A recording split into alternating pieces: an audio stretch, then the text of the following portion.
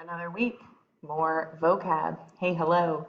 Can you go to the vocab section of your notebook here and can you add 6 rows now by hitting that tab button? All right. Hey, let's get into it. And we're actually going to start with 2 terms that were defined by Sir Ken Robinson in that TED Talk video that we watched last week, the animated one. And those are creativity and divergent thinking.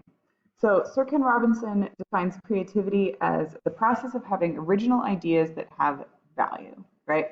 You're thinking in different ways, and those ways allow us to maybe see the world or see our own experiences in a way that other people haven't. Now, creativity is a little different than divergent thinking. Divergent thinking is an essential capacity for creativity, but they don't mean the same thing. They're not a synonym. Divergent thinking, Sir Ken Robinson defines it as the ability to see multiple answers, not just one. So it's not thinking linearly first, then, after that. Instead, or convergent, this idea intersects with this idea, but instead to think laterally in a more holistic way. And we're going to use that word in a minute here too. So can you take a second now?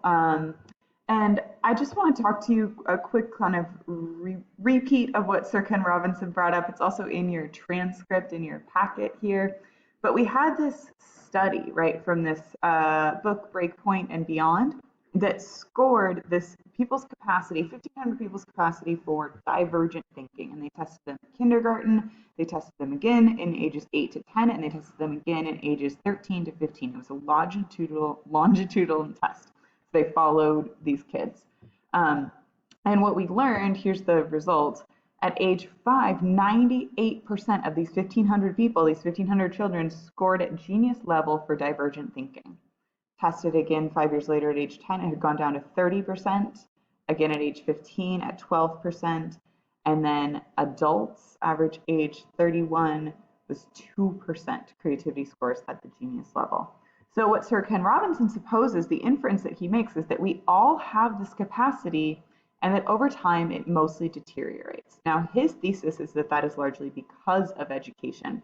I'm going to leave that for you to talk through with your groups, but for right now, can you go ahead and write out our definition for, whoops, not these words. Haha, my skippers, you're going to be on the wrong ones. Here we go. For creativity and divergent thinking now.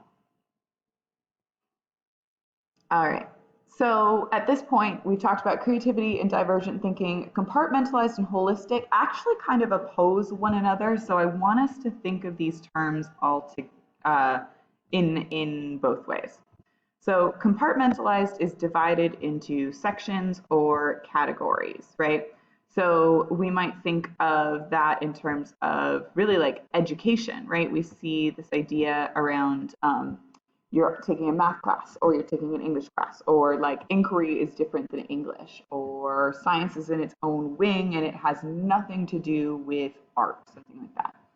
Holistic is, these are both adjectives, so they're words that are used to describe something else. Holistic is understanding something is interconnected, not as a collection of parts. Now I want to give you a few different examples here. One is just starting with that school one. So maybe instead of having a science department that's completely different than the art department, instead you might have teachers or programs or curriculum that really spans between those, right?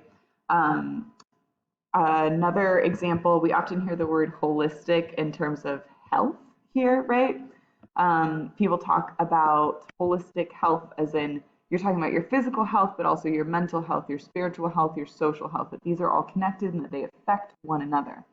When we're talking about holistic education, that means that we're not just in these compartments of what's science, what's art, but also what's emotional development, what's core attachment, what are hands-on lessons, what are social skills, character formation, conflict resolution, algebra. It's all treated kind of together as one. One thing affects the other.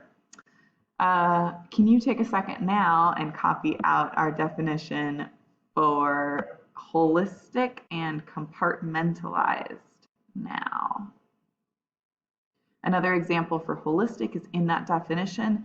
seeing the whole person, physical, emotional, spiritual, and intellectual, as interconnected to land and in relationship with others, families, communities, nations, that you're not just an individual that is graded in a very like individual perspective compared to the other people at your desk or your table or your family or your community, but instead you're viewed as part of a whole. All right, we've got two more things left. Our next one is ways of knowing. So ways of knowing are different inputs or methods of understanding a situation, experience, or concept. Now in school, we tend to really place a lot of value on one way of knowing, and that's largely kind of this practical or maybe intellectual ways of knowing. But that's not the only way that you can understand and experience. And those of you, I'm sure you could probably pick out moments in your own life when you've known something not from what you've read in a book or what you've been told in a school lecture, but you've known something maybe in your gut or you've known something creatively, right? Practical knowing is a good example. Previous actions. Generalized knowing might be this kind of like concept of what we think of as school. Foundational knowing might be experiential, what you've learned along the way, or it might be something like ancestral knowledge that's hidden kind of in your body when you just know that something is off or you know that something is right. And artistic knowing, right? Creating representations through story, visual art, movement, or music. Now, I want to read you a quote here about ways of knowing that I think has a helpful kind of example. There are things that can't be learned simply by reading a textbook or attending a lecture. In many professional settings, especially academic ones, we value generalized knowing, which involves using reasoning and rational thought to understand the world. That doesn't come as a surprise. As humans, we're constantly searching for patterns and ways to organize the world around us using logic and rules. Just as important, however, is what's termed foundational knowing. This involves exploring traditional, spiritual, and natural knowledge to create meaning. I often think of my grandma as a reservoir for foundational knowing. While she does not have a degree or formal schooling past the 8th grade, she has learned through life experience and culture passed down by generations past. So I might be asking you this week to identify who in your life, like this author is talking about their grandma. This whole article is linked in the materials for this week if you want to read it. But who in your life has this kind of foundational knowledge or understanding? Who in your characters' lives in your books? I want to present another visual here for different ways of knowing. Maybe it's spiritual, experiential, intellectual, or mythic, right? When we say mythic, we mean what are the stories that inform our understandings of something? Maybe they're traditional, what we think of as myths passed down. Maybe they're things like advertising tropes or stereotypes, right?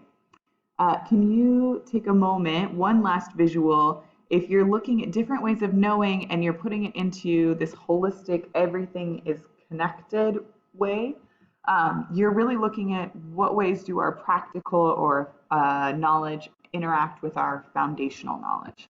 All right, I've talked a lot. Hey, can you write down ways of knowing now? All right, last but not least, wisdom. You've probably heard this term before, so I'm not going to spend a ton of time on it. The quality of having experience, knowledge, and good judgment. This might be a more common term for understanding what we would think of as foundational ways of knowing, what that last quote was just about. I just want to leave you with one Einstein quote here. Wisdom is not a product of schooling, but of the lifelong attempt to acquire it. So this week, I want you thinking about where are you or where have you acquired wisdom? Where have your characters in your books acquired wisdom? What are those different ways of knowing? Thank you so much. Bye.